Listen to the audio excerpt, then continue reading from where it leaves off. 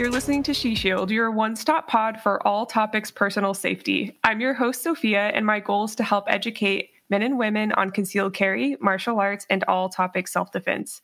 Today, we have Ruben Alvarez, the owner of Paradox Training, on the show. I would appreciate, Ruben, if you would take this time to introduce yourself. My name is Ruben. I own Paradox Training Solutions, black belt in Jiu-Jitsu under Tom DeBlas, and I'm an active law enforcement officer in South Florida, and I'm assigned to a specialized unit. And I also like long walks to the refrigerator. That's the best intro anyone's ever done. That was awesome.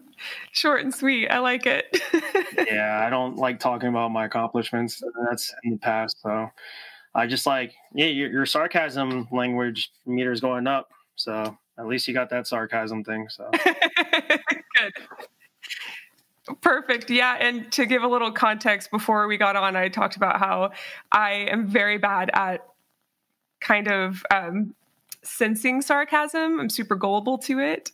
I like to think I'm not, and then I get caught up in like my own web. So yes, thank you so much. That's definitely a compliment. Well, I'd like you to go ahead. I know you don't want to talk about your accomplishments, but I'm going to make you. So if you could please kind of talk about Paradox Training Solutions and maybe just like the timeline and how you got that started. I'd love to hear it. So Paradox just came out of nowhere.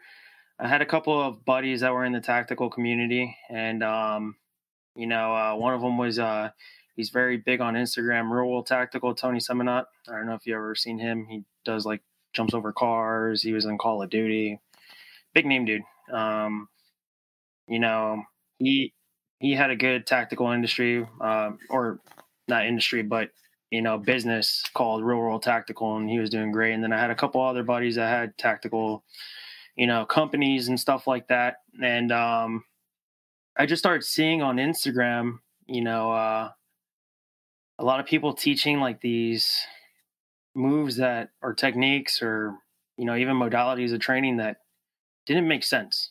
They're showing like a lot of fancy stuff, but there's no context or intent behind it and no why behind it. And I'm a big person of the why. If I'm going to teach you something, it's because I've done it. I have the experience behind it. And I also know that it works, and I have to adapt that teaching style for you. Cause, different body types, all that stuff, different, processes of learning and all that stuff. So one day I was just bitching. And I just kept bitching and bitching and bitching. And my good buddy, Mike, looks at me and he goes, well, you got a name for LLC already called Paradox and you haven't done shit with it, start teaching classes. And I was like, damn, Mike, you just hit me with some straight facts. He's like, stop talking, just do it. And my buddy Mike he has his own range, and he did the same thing. Like he got sick of all the ranges around here, with RSOs telling you that, what you're doing is unsafe, but they're wearing a Serpa holster on their hip. I'm like, you're telling me I'm unsafe? I almost saw you like AD in your butt, or your leg. You almost flagged me like for your booger flicker on the bang switch when you're pulling out your gun from the holster. So we got sick of that, and we're like, we want to train the way we want to train. Where it's safe, but it's also isolated for us to train. So I started Paradox with that sole intent is to teach stuff that's practical, and things that I've learned over the years of jiu-jitsu and law enforcement, and also being a student. It's all about being a student first. Like, I'm always doing classes, and I get a lot of feedback from classes. I like training with other instructors and getting, their ideologies on training and how they do their things and, paying homage to them. If I do decide I want to try something and implement it into my curriculum, not steal their curriculum, but if I get a little, little detail that I'd like to use, I'll be like, oh, I learned it from this guy or I learned it from that guy. And I try to implement it. A lot of my combatives is based off of Shivworks with Craig Douglas. So I always pay homage to Craig. Craig is like a professor to me. A lot of my shooting has been from Tony from Real World Tactical to my good buddy Scott Jedelinsky from Modern Samurai. That dude picked up my game tremendously. And then my best friend Sean Bonilla from Ready and Able Defense, who's probably one of the best instructors down here in South Florida. So like I use all the stuff that they teach me and stuff that I learned from the job and other teams that I've trained with, and try to apply it to the patrons of the students. But yeah, that's how Paradox came to be. My buddy Tony was the one that told me, hey, start your own LLC, you know, because I'm not teaching the tactical stuff anymore or as much. He still does it once in a while, but he's more into the fitness side, and dude's on a video game now. So it's like, he's big time. And then my buddy John Bartolo, who passed away, who had a podcast, he was very big in the firearm industry. He told me, hey, you should start a business and start teaching stuff because, you know, stop complaining, just do it. And then my buddy Mike and all those friends that I have. So that's how Paradox came to be. That is incredibly impressive. Thank you for sharing your story. It sounds like you have some amazing friends and business kind of, I don't want to say partners, but people at least encouraging you to be a business entity because you deserve it. Your name deserves to be spread. There aren't a lot of people that train to the degree you do. And I'm assuming your business is one of very few in South Florida. Would you say Paradox is like one of it's its own? What am I trying to say? I don't know what I'm trying to say. Yeah. What you're saying is that it's unique in what I bring to the table as far as the combative aspect, you know, the weapon-based entanglements. I know I'm one of the only guys that's really fortunate and blessed to have the blessing from Craig Douglas to teach the Shivworks curriculum. And I teach them in skill builder portions to build them up for when Craig does come down here to teach, you know, ECQC, VCAS, EWO, all that stuff. And what I mean by ECQC, that's extreme close quarter combat, you know, very, you know, close and in proximity with somebody else, and you're actually fighting and you're pressure testing it with some munitions. Then you have his VCAS, which is the vehicle, you know, stuff. And then you have his EWO, which is edge weapon overview, which that's really good if you want to get into like blade work and stuff like that. Yeah, in South Florida, there's not many combative dudes. There's some that try to dabble into the combative stuff, but they don't really understand the weapon-based entanglements. They go off of more their jiu-jitsu background, which jiu-jitsu is great. I love jiu-jitsu. Been doing it for most of my life, you know, since I was a young kid all the way to still now. And jiu-jitsu is great, but when you start incorporating a knife or a gun, it gets primitive. You've taken an ECQC class with Craig. You can see the difference between doing jiu-jitsu and then doing weapon-based entanglement. You know, Absolutely. The task versus priority is different, you know, into that base knowledge. But in South Florida, we have a lot of instructors. You have a lot of good instructors, and then you have a lot of instructors that preach a lot of fallacies or have a good following. But that's because their audience doesn't really know what's legit and what's not legit. Yeah, that's unfortunate. Absolutely. I would like to know how many coworkers of yours or just law enforcement officers in general in the area do you know actually train to the level you do? There's a lot of committed people that train that are in law enforcement. I think the ratio balances it out. You have cops that don't train, and then you have cops who train, and you'll see it on videos, cops who train and cops who don't train, especially on the World Star videos and things like that. And like the people I surround myself with that are in law enforcement, they train. You know, my dad's a retired cop for 30 years. He's been retired 6 years. He just got his purple belt. He's still going out to the range with me. We're actually going to the range tomorrow together.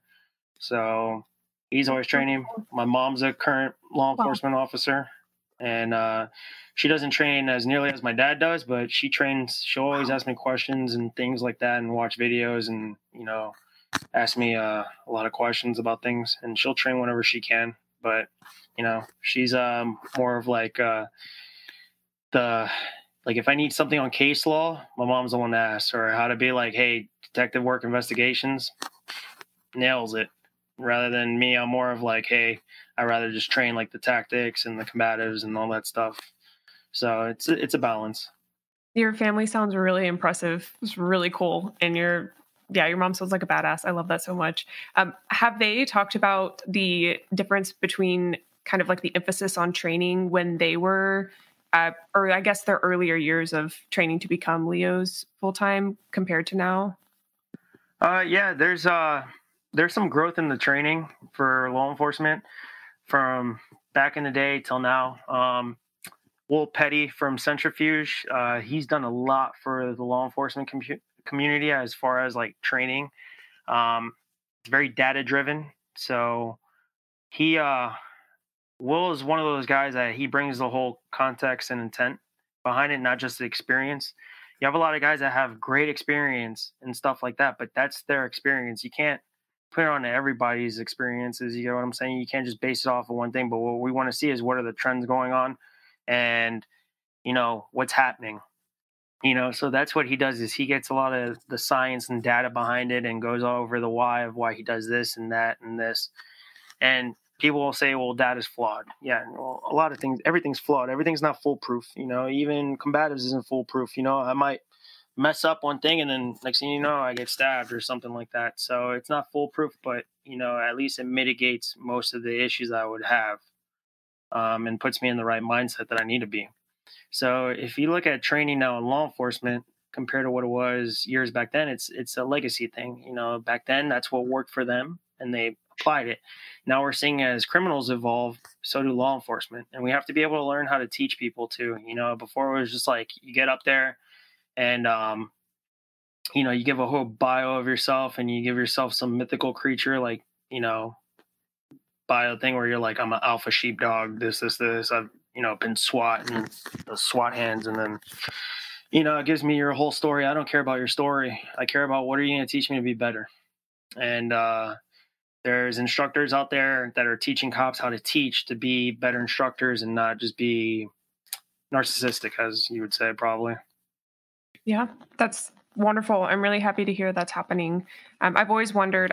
I've worked alongside of a lot of Leos. I remember the first time I did that was at ECQC, and I felt so intimidated. I was in a room, probably 4 of us were citizens, and like we're all citizens. You know what I mean? Non-Leos. The other, I don't know how many people were there that day. Maybe 25 people were Leos, and I love that I was there. I was kind of interested in knowing maybe why there weren't as many like just law-abiding citizens just present to take the class. And then I wondered after that, like maybe they don't think it's a class for them. Like it's not maybe something they should be doing. It's more for law enforcement officers. But what would you say to people, I guess is what I'm trying to get at, who are on the on the edge of going and training in a class like this, but think that they're not really like qualified to do that? So the biggest thing is all about, comfortability. A lot of people like being comfortable. They don't like being uncomfortable. And that will probably switch into the next topic that we'll probably talk about, which we were talking about beforehand, was the women-only self-defense classes and why I don't really agree with them too much. But that being said, going back to your original topic, why aren't there more law-abiding citizens taking these combative classes? Well, first thing is, it's not the cool thing to do. We live in an age of social media where we will get on, TikToks, Instagrams, Facebook, whatever, and we have a voice. And we also like doing the cool shit, whatever Navy SEAL, Green Beret, SWAT dude, anybody with a name and has an emblem attached to them and they're quote unquote badass in their profession, they'll post something like them moving and shooting, and people want to do that shit, But if you look at stats, especially in law enforcement, you're going to go hands-on way more than you get into a shooting. Not many cops could tell you that they've been in officer-involved shootings. Not many officers could tell you this, but if you have put hands on a person to place them under arrest and deprive them of their civil rights, you've gone hands-on, and that could have potentially went bad or it could have went potentially good. Now, it's not the cool thing to do, but it is the most common thing that you should be doing. Shooting's great. I love shooting. I'm like a probably solid blue or purple belt, maybe purple. You got to ask Scott Jedelinsky that. He's the black belt at that. But shooting for me is something new. I've been doing jiu-jitsu most of my life. I walk into the jiu-jitsu gym and guys are like, yeah, man, you just look bummed to be here. I'm like, dude, I'm just going through the motions today. I'm just doing it to maintain. You know, I've been doing it for a long time, but when I go to shooting, I'm like a white belt. Like, you know, I want to get the next Gucci thing. You know, it's like a white belt with a show you roll gi.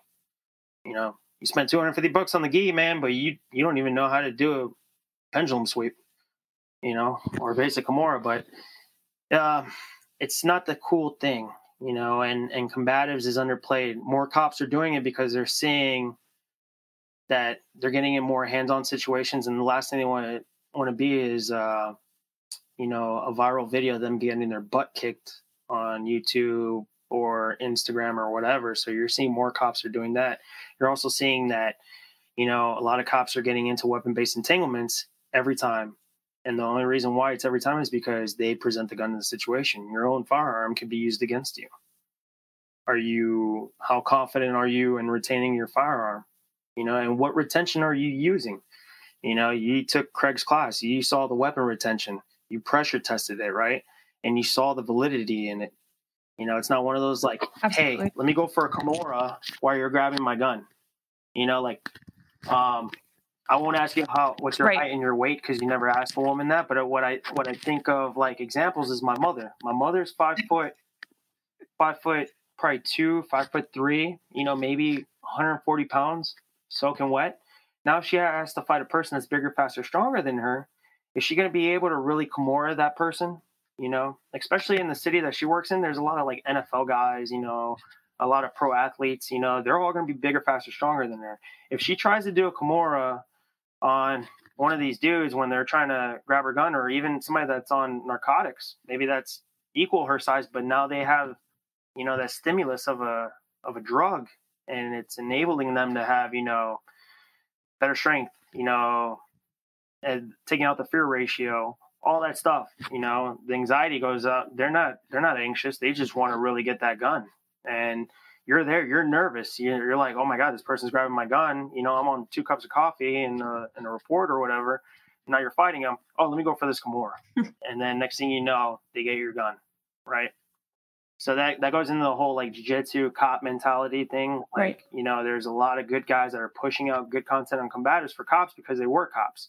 You got Craig Douglas, was a cop's cop. You got Chad Pittman from SOCP, Special Operation Combatives Program with Greg Thompson. Those guys do a phenomenal job. You have Jay Wadsworth with Effective Fitness. He does great. Chad Lyman with C4C. And the list goes on. You have like legit cops showing good stuff and, you know, the why behind it. And that's why I think, you know, combatives is starting to get good with the law enforcement side, but for the civilian side, they just want to do the cool stuff that they see on Instagram.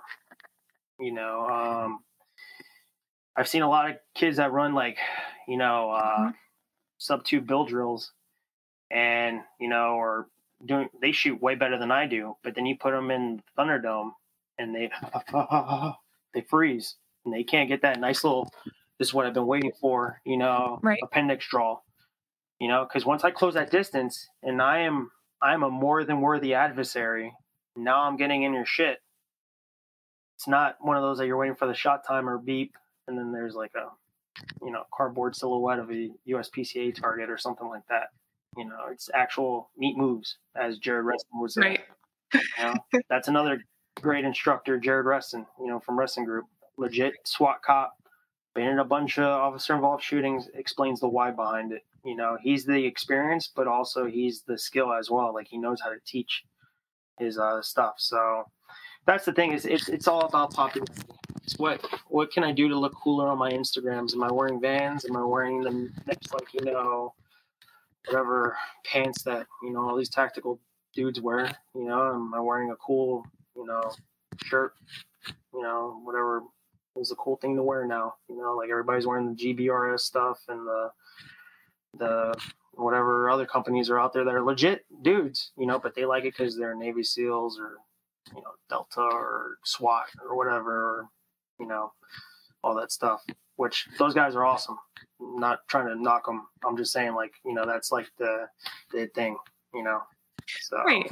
Just want to be cool on the gram. Yeah, absolutely. I see a lot of that. I do believe I participate a little bit in that. We talked a little bit about this before the episode started about how, there's a balance to attracting an audience and then nourishing an audience. And I do find myself crossing that line a little bit sometimes to attract an audience if I feel like my engagement is down and things like that. So it is something that I am trying to work on as a content creator with pure intentions to show the nourishing side more, the educational side more. But I know of several accounts that don't necessarily have that balance, and sometimes it's not even their goal. Their goal is to look sexy, and that's it. And they make that pretty clear. So it's interesting to see that like dichotomy on social media. And I like what you said about how they're not necessarily there to post like helpful content as opposed to attracting. And I think it's interesting, like social media is really great because there are pages like Paradox Training that people can access and see what the gold standard is for close quarter combatives. But at the same time, there are so many pages with misinformation. So I wonder, for anyone who is like listening to this and wanting to know how to kind of discern the two more, would you have any advice for that? Or would you just tell them to kind of check your page out? It's not just my page they should check out. They can always message me. There's a lot of cool dudes on Instagram that you can message that are just like me. Now, the only issue that I get a lot is I have this rare, or it's not rare, a lot of people have it, but it's this case of resting bitch face. And I look very intimidating. Sorry, you almost spit out your water. Yeah, I have resting bitch face. Sorry.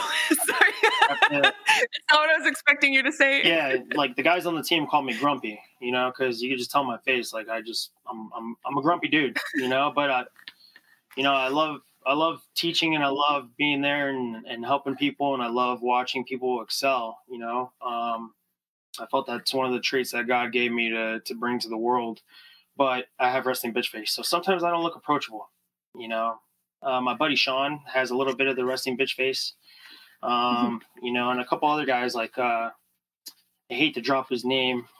He's such a good dude, man. But like my buddy David Acosta, you look at him, and I got a little intimidated when I first met him, and I talked to him a bunch on Instagram, and he's such a humble dude. He's a fellow Christian, great dude. But yeah, we have this like resting bitch face thing. Or my buddy Chris TTOG, he's a local guy down here in South Florida, one of the nicest dudes ever. But when I first saw him on Instagram, I thought he was a douchebag. And when I met him on a course that I did, the nicest guy ever. Gave me a spot to his Modern Samurai class that he couldn't make it. He's like, hey, I got a spot. You want to take it? Yeah, cool. When I met him, I apologized to him. I was like, look, dude, I got to come straight forward to you. I thought you were a douchebag on Instagram. And he looks at me and he goes, what's funny is I thought the same thing about you. And I'm like, oh, well, we got that taken care of. Yeah, for sure. I'm glad we're boys now. And a couple of my good friends, when I met them, they're like, I didn't think you were such a nice guy because on social media you got a resting bitch face and you're calling out all these fake instructors and stuff like that. And I just thought you were just an angry little dude, And I'm like, no, not really. I don't call people out unless if I feel that there's a reason behind it. And the thing is I hate people taking advantage of beginners because I remember what it was like to be a beginner in jiu-jitsu. I know what it's like to be a beginner on a new team, learning a new trait. And it takes a lot of guts to go to a class, even by yourself. I know people that drive long time for like hours to go to one class just to get some shooting and just to better themselves. Like my buddy Chris Woomer from Veil Solutions says, it's the pursuit of betterment. And what I suggest for people that are on Instagram, even if they follow my page, don't follow my page, they think I'm a douchebag or they think I'm, a nice guy, is vet your instructors. If your instructor is talking about himself more than he's talking about the curriculum and talking about you as the patron, because at the end of the day, you are a patron, you're a customer. Yes, you are a student, you're learning a new skill set from him, a fine skill set, but you're still a customer. And they have to treat you as such because there's some classes that you go to, and I've been to some of them where the instructor talks about their whole pedigree of what they have, and they're fucking assholes. Plain and simple. I'm sorry I cussed. Oh, but you're fine. They're fucking assholes. And they treat you like they're better. They treat you like they're better than you. And I'm like, okay, cool. Yeah, you are better than me at shooting, but let's get on the mat right now and see how much better you are. I guarantee I'll mount you and I'll make you cry. You know? Yeah. And that's things that, you know, people don't put in perspective, because I have buddies that are on units that I can't even talk about, and most humble dudes ever, like so quiet. You would never think, like, them standing next to me, you'd think they're like a jiu-jitsu surfer dude, but some bad dudes. And I remember talking to a good friend of mine that was in one of these units, and he's like, dude, you know, I'm so impressed that you're a black belt. One day I want to be a black belt, you know, and do that stuff. That's a great accomplishment. I'm like, dude, what you do is a great accomplishment. I can never do what you do. Like, you know, to get that emblem that you have on your chest, like no, dude, like, I ain't carrying no boats. I'm not going to do David Goggins stuff. I don't know. You want me to run 10 miles? Absolutely not. You know, like, I'll do the running that I need to do for SWAT, but doing that stuff in Coronado? Nope, not happening. Nope. And I know my place in this world. Maybe if I put my mind to it, I could achieve it, but my mind doesn't want to even go there. You know? Right. And those are the humble dudes. But then you got the guys that, you know, will talk about what they did and all that stuff, you know? And it's just like, yeah, you know, just because you did it doesn't mean you're a great teacher. So, you know, and then there's other guys that, or other instructors that'll, you know, that don't have the experience, but they have the clout, you know, on Instagram, and they're showing bullshit, and they're showing themselves beating up their students. You know, going force on force with your students and beating them, what does that prove? Your students aren't worthy adversaries yet. You know, you build them up. You know, there's a couple of civilians I train with at Condition One Group in Miami, which is another great company. You know, they know their stuff about building tactics, and they're very underrated. My buddy Chris runs some of their classes there. He's one of the instructors. Great SWAT dude down here in South Florida, very underrated. He trains Shivwork classes all the time, you know, and this dude's 6 foot, like, well, everybody's taller than me because I'm a midget, but like, he's like 6'5", mountain man, eat bacon and eggs every morning and stuff like that with like 18 hash browns. Like, the dude's just a huge man, you know, but he's very humble. But that guy could kill you with like just boom, Hulk smash, and you're done. Nice. You know, but very humble, you know, teaches, and he's not arrogant about his accomplishments, as well as the rest of the cadre for that company, Condition One Group. They're very, very humble dudes, and they have experience, and they don't talk about their pedigree at all, you know, and they are very good dudes. So it's like, for me, then you have, like I said, on the flip side, you have other guys that do CQC, CQB, whatever acronym they want to use. So many acronyms, worse than CrossFit, but they will talk about themselves, post shirtless pics at the range with cigars in their mouth and all this crap. And it's like, dude, like, why? Like, I get it, maybe once in a while to bring up your content, like you said, you know, because I'll do some stupid stuff too and bring up my content, but you have to think of what's the purpose behind it. You know, what's the priority of your company? Is it to make money off of people and then, like, you know, make yourself look good to feed some, you know, ego check that you have?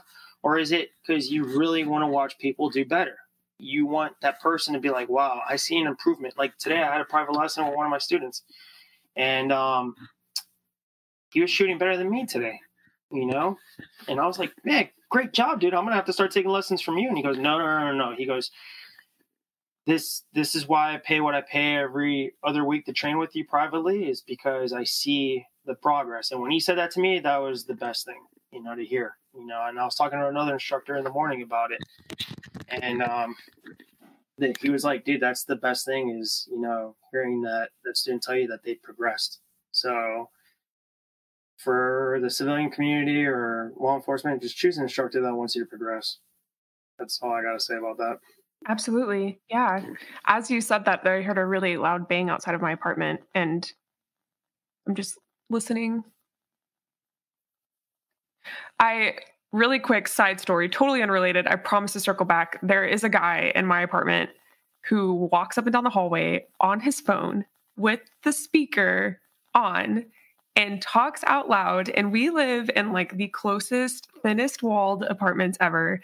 And I've woken up from him talking. Like I went to bed late studying for my master's program, woke up early to personal train. So I took a nap, and like, he's woken me up just from like talking in the hallway. And I think I pissed him off the last time we talked. So I have like a security bar on my door now, and I listen for anything because he's a very like mean dude. So I was listening for that. Sorry about that.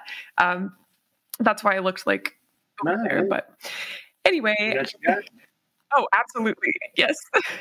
You should keep that thing on you. Definitely. It's actually over there because I tend to like feel the texture of it when I'm like, I like to like rub things, you know what I mean? Like when I'm thinking. And so I try not to reach down and touch it. So I put it over there just for safety.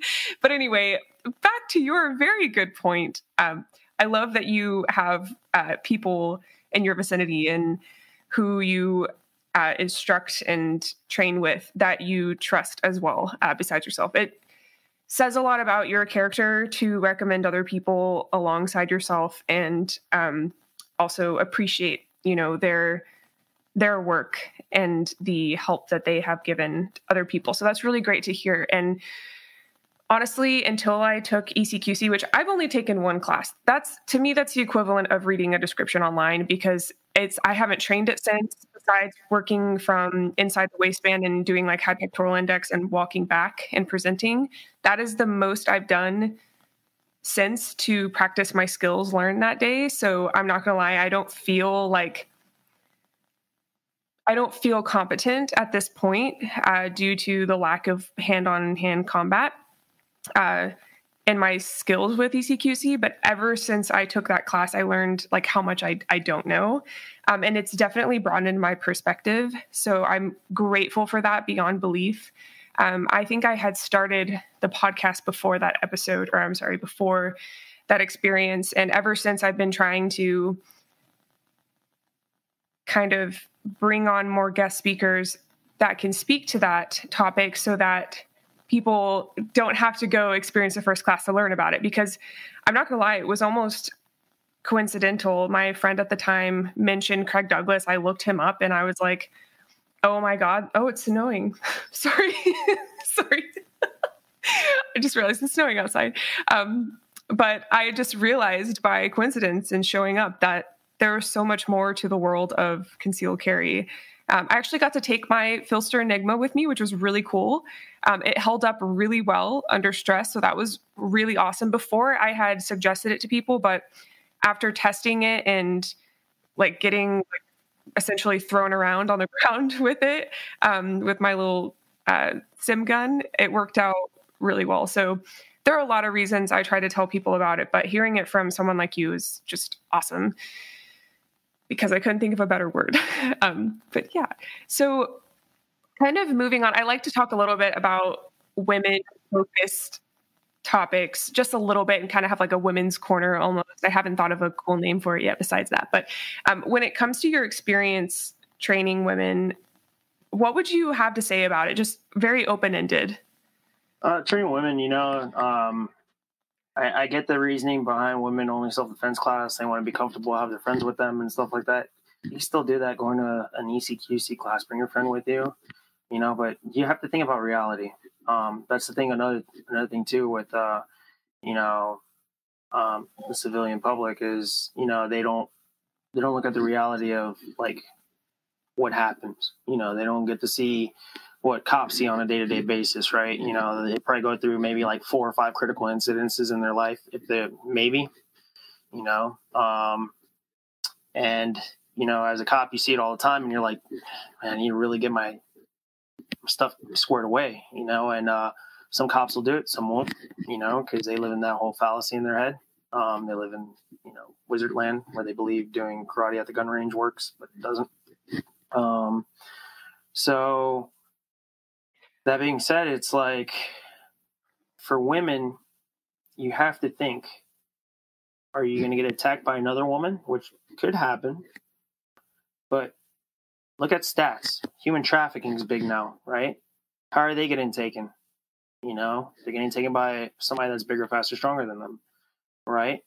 And I know women want to be comfortable by bringing a friend, but you have to start getting uncomfortable. Like, you have to start going to these classes by yourself. Get uncomfortable, because when life hits you, it's going to be uncomfortable. So might as well just get used to being uncomfortable. I know it sounds weird, you know, and I still catch myself some days, you know, with Temptation Tiger, just staying at home, not doing anything, and not wanting to go out and be around people, because I'm very introvert. I want to just stay home, you know, do my stuff, make my content, you know, talk to people online, but I don't want to go out and be with the general public. I'm with the general public every day for work. So like going out, you know, like going out to the movies, you know, going out to, you know, the bar, going out to, you know, restaurants, going out to gatherings.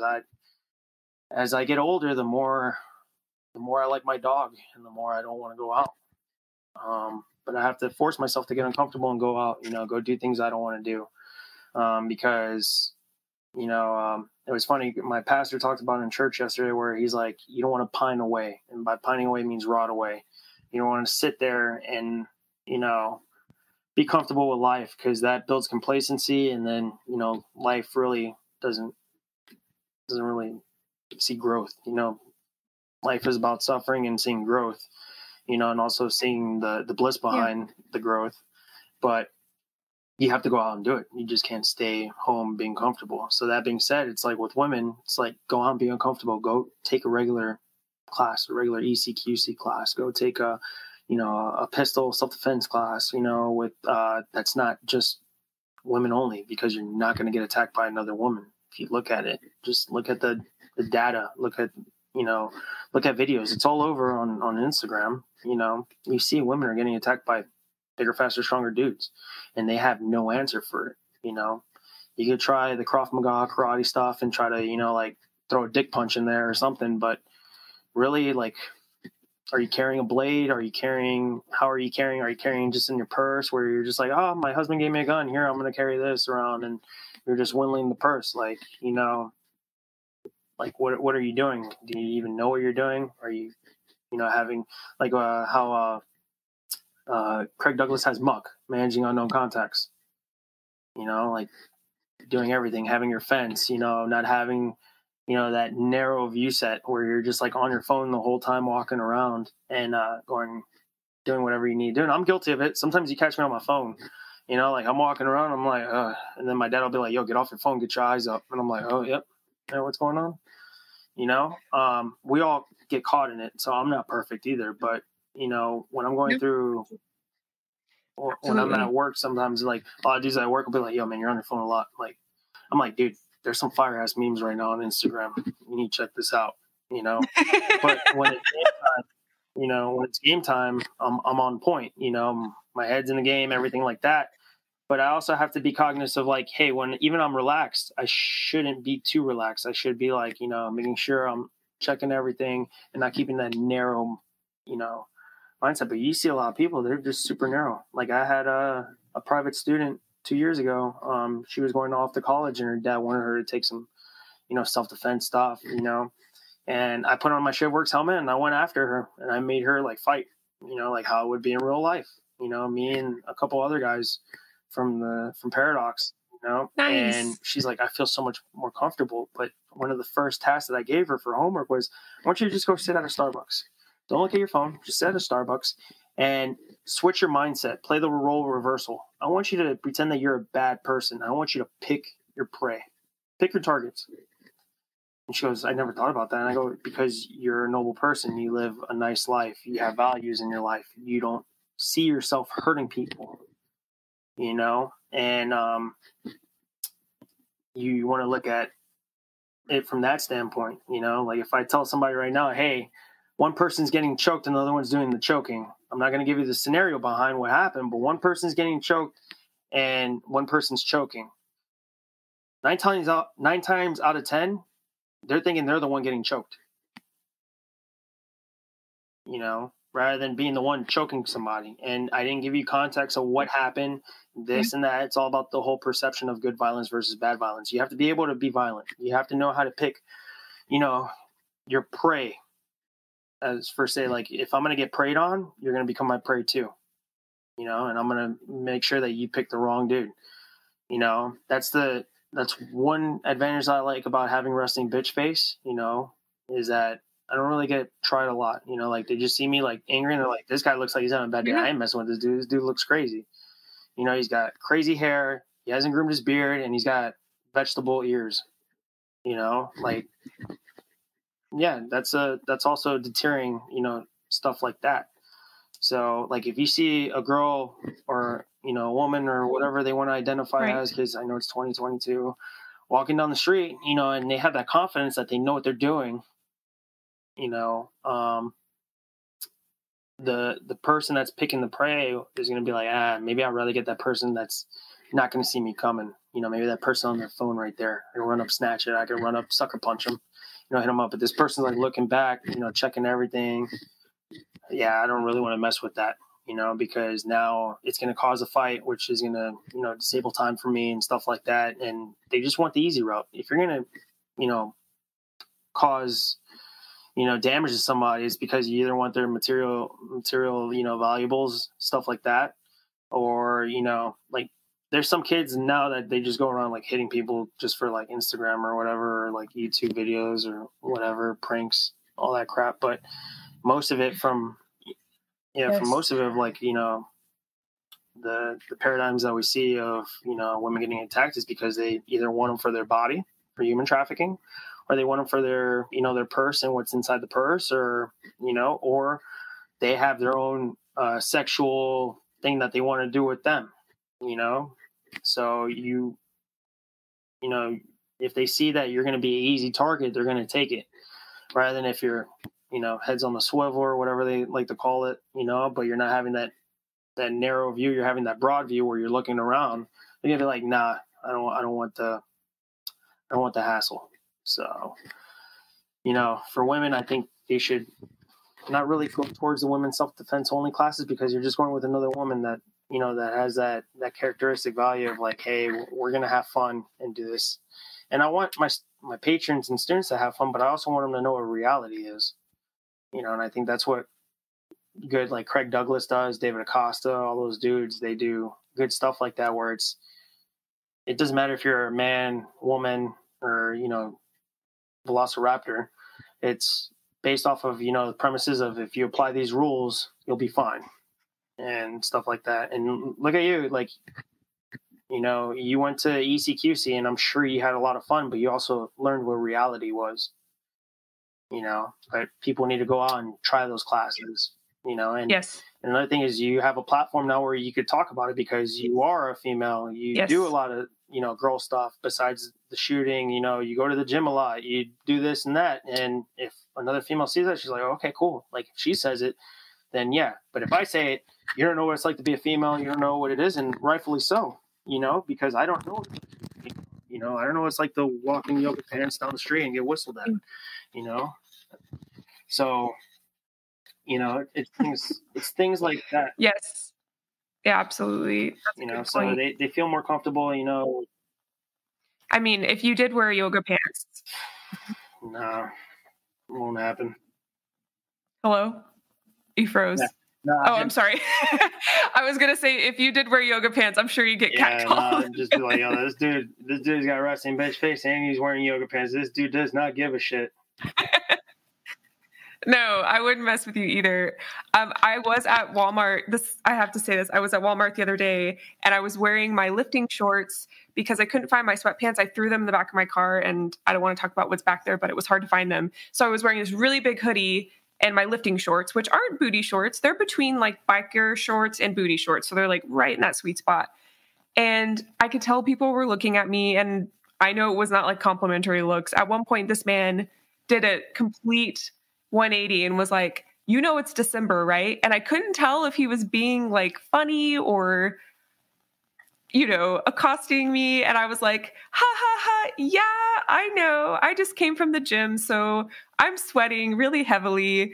And I don't know why I felt the need to tell him this, but he was like, oh, okay. And was like, well, you just wait 4 days. It'll probably be really hot outside. And he like laughed it off and it was fine. But yeah, that actually happened the other day. So the accuracy is on. I hope that I hope that women do feel that from me. And part of creating She Shield, I've been rethinking the name a little bit because I don't want men to feel like they can't listen. I've noticed like it's probably like 30% women specific talk and 70% general. And even the things that are women specific do pertain to men. So like sometimes I feel like the name throws people off, but that is part of my mission with the podcast, to get women to listen and learn in a preventive manner rather than learning the hard way.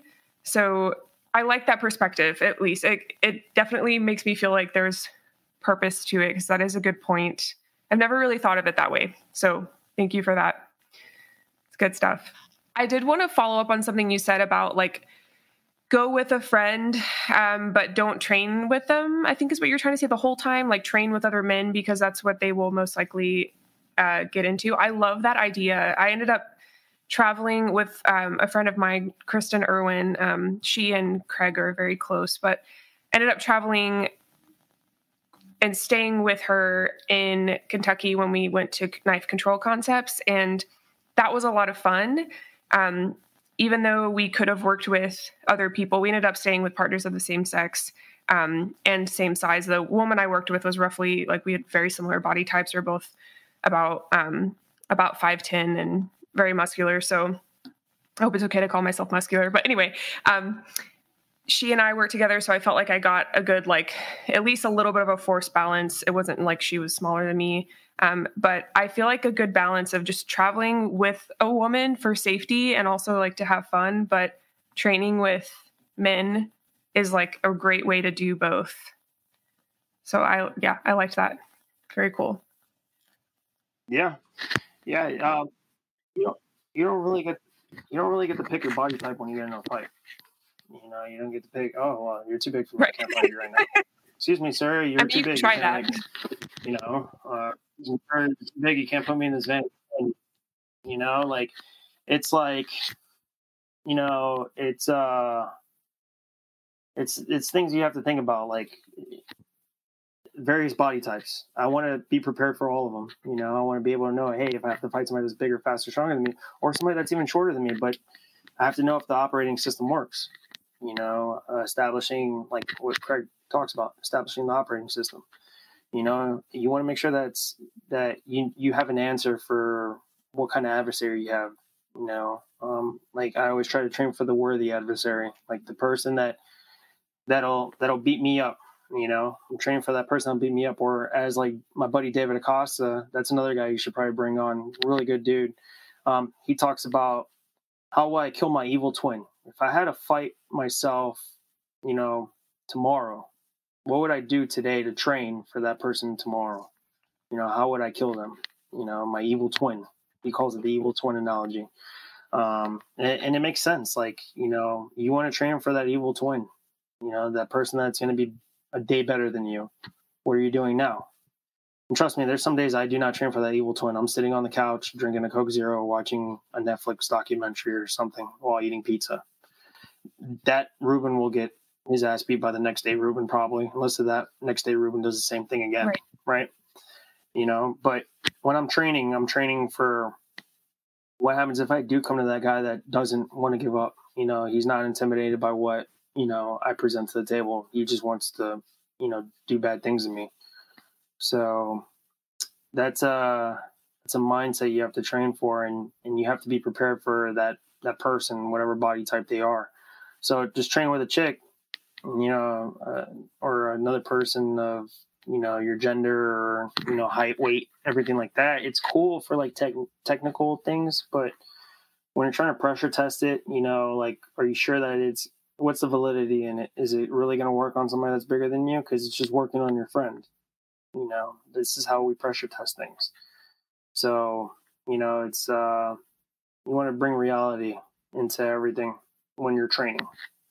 So yeah, it's fun to have like a friend that, you know, but you're just hurting yourself. You're just going to a course to, you know, pick up the techniques, but not really gain the confidence behind the techniques as you would think probably. No, absolutely. No, I'm glad you said that. Any emphasis on that topic is appreciated. It's not really something I feel like is talked about a lot, especially because by the time content at least educational content, maybe a technique is being shown for Brazilian Jiu-Jitsu on an Instagram reel. By the time that's being recorded, there's not a lot of context on like how that partner was chosen or how the force on force should be kind of balanced. So this is why the podcast is a thing. This is a place where this topic can be voiced. So yes, I'm glad you said that. I know this might be redundant, but just to kind of have like a clear answer, what type of training do you personally believe all citizens should have if they carry a firearm? Take a basic CCW course,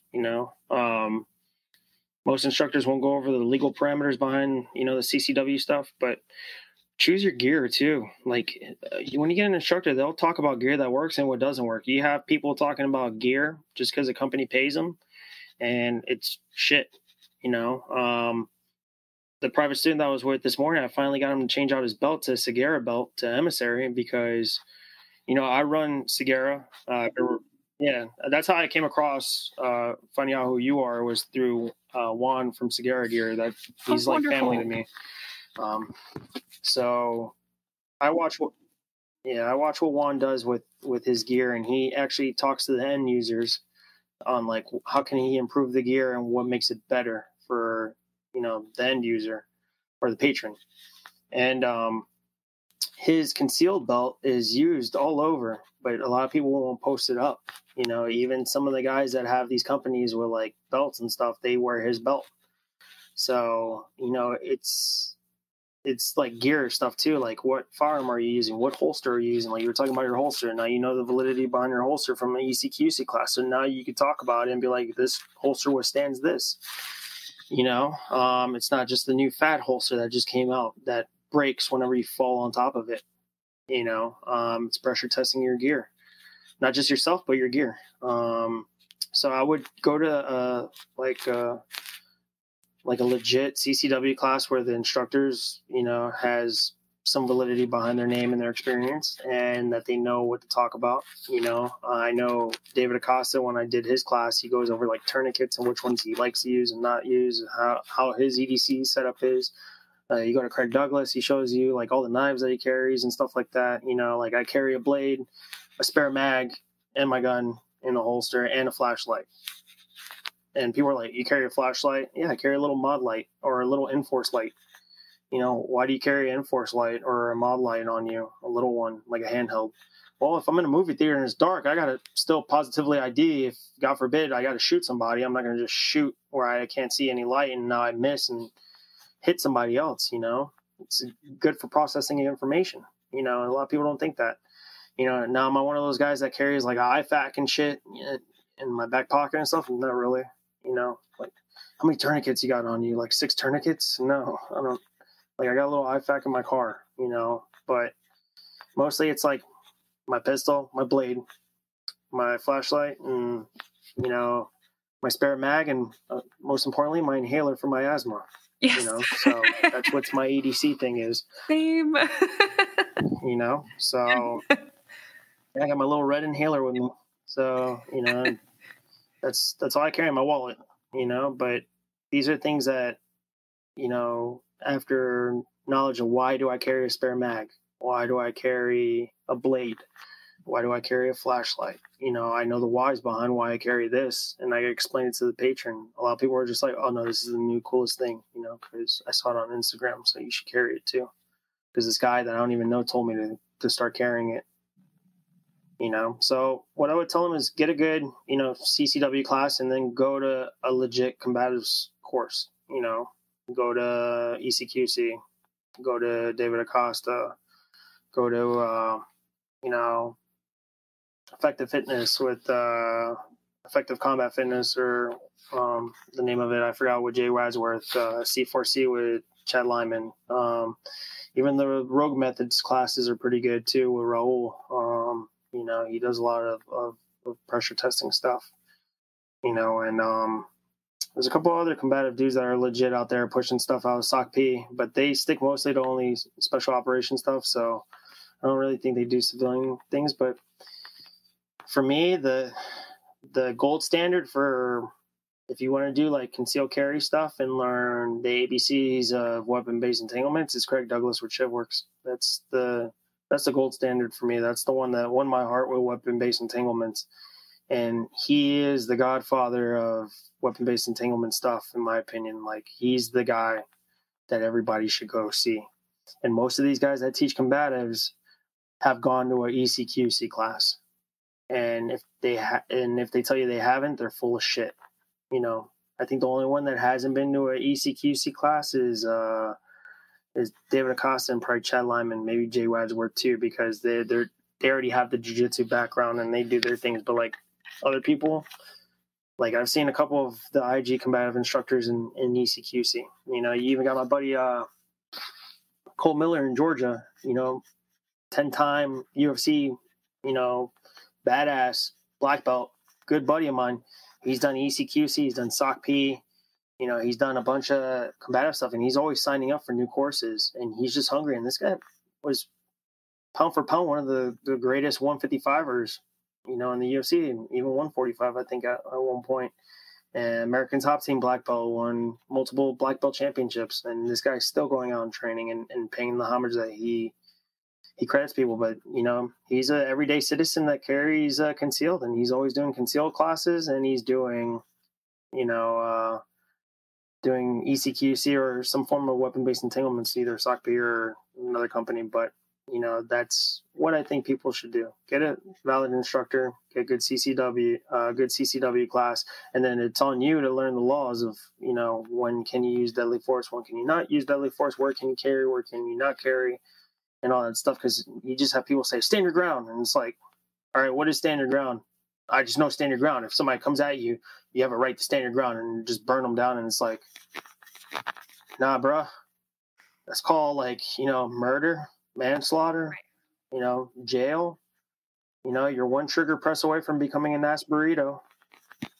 That's what scares me. I ain't doing that. So know your laws. You know, if you're carrying a gun, be responsible for it. It's a tool. Be responsible for it. You know, just like when you drive, you need a driver's license. You know, cars kill people too. So, you know, you're carrying a gun. You know, it's your God-given right to carry a gun, but it's on you to train to carry and be proficient with the gun. You know, not just reading instructor manuals or seeing YouTube stuff. So that's what I think about the whole concealed carry stuff. No, thank you for sharing. That was a very holistic answer. So thank you. Have you seen a lot of imbalance in force with maybe at least one or two individuals concealing, and like from your field experience, have you seen, sorry, that was a very badly worded question, but from your actual work experience, have you seen a situation where there's a big force imbalance like that? Does that make sense what I'm asking? No. Okay, thank you. No, I get what you're saying, like deadly force encounters with like concealed carry, you know, people that are concealed carrying, but they use deadly force at the wrong time because they didn't understand. No, I haven't seen that yet as a cop, but what I have seen is negligence with firearms. I've seen a lot of people shoot themselves. Put tourniquets on dudes that have shot themselves by accident because they're trying to look cool for the Instagrams and show their gat, you know, and try to be, you know, fake thug gangsters, and the next thing you know, they pop themselves. And now I have to put a tourniquet on them. You know, we see it all the time, and it's just negligence. Yeah. You know, people need to understand that it is a tool and it can cause harm. They just see it, you know, from movies and stuff like that, and play video games and Call of Duty, and they're like, all right, cool, I know what to do with a gun. No, you don't. You know where you're pointing it at, and know where your trigger finger is at all times, especially definitely off the trigger, not just finger off the trigger, you know. But yeah, I haven't seen too many of that, but I've read a lot of articles. I've seen a lot of data on it and stuff like that. And you see some of these case laws that come out, you know, you have to read on it, and you see that, hey, yeah, I had a CCW, a guy did try to use stand your ground, didn't go through because was it, you know, imminent? You know, were you Were you like, almost incapacitated? Were you about to die? What are the factors behind it? Oh no, the guy just squared up on me, so you know what? I just pulled my gun out and shot him. No, you can't do that. Right. So Right. just like what Craig does in ECQC muck. I think everybody should do managing unknown contacts. Know how to talk to people. Know how to do this. Know how to do that. Just like perception. You see me, I have resting bitch face. You automatically think I'm going to be an asshole to you. Depends if I had my energy drink or not. There you go. But usually most of the time I'll talk to you and all that stuff. But yeah, it's all about perception and, all the stuff that the factors behind it. So you Right. can find a bunch of articles where CCW people thought they had standard ground when they didn't. So, yeah, that's all I know about that subject.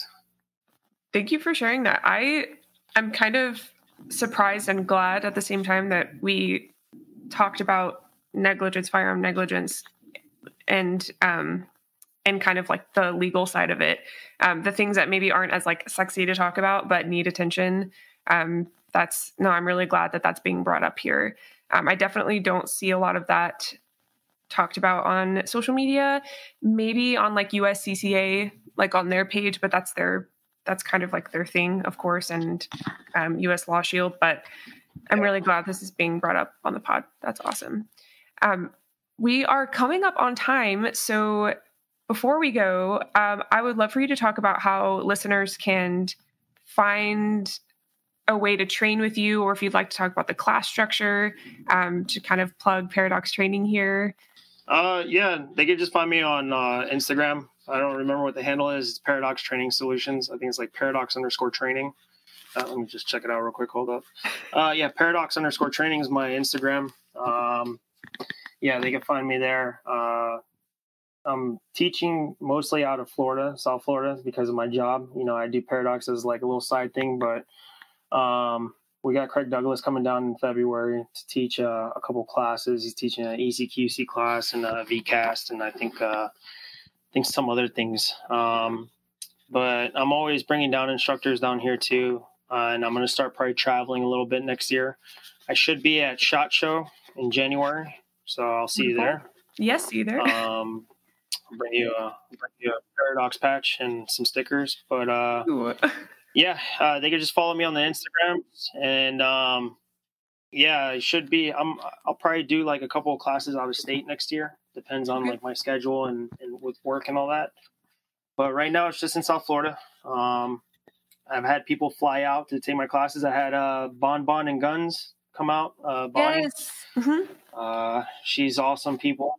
Yeah, Bonnie's the shit. She's a scrapper, and I put her against another girl in the class just to see how like it would go, because the other girl trained a little jiu-jitsu, and then I put Bonnie against an actual dude that was way bigger than her, and she held her own, so wonderful. Now she's training jiu-jitsu. So yeah, that's another good friend of mine that just like flew down to take a class, signed up, flew down, was like, I came here to do some skill builder stuff.